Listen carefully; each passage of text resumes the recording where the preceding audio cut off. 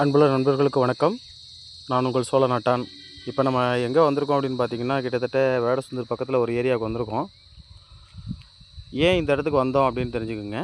இங்கே மட்டும் பார்த்தீங்கன்னா செம்மண் காடுகள் வந்து ரொம்ப அதிகம்.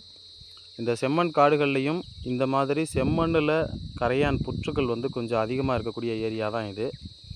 ஏன்னா இந்த புற்று மண் வந்து பார்த்திங்கன்னா மிக மருத்துவ குணம் கொண்ட ஒரு மண்.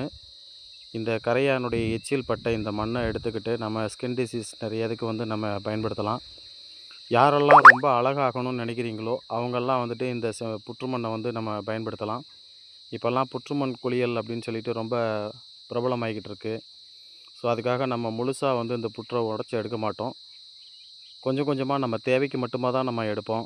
தேவையில்லாத நேரத்தில் இந்த புற்றுக்களை வந்து நம்ம தொந்தரவு பண்ண மாட்டோம். ரெண்டாவது, இந்த நேரத்தில் வந்து எடுத்தது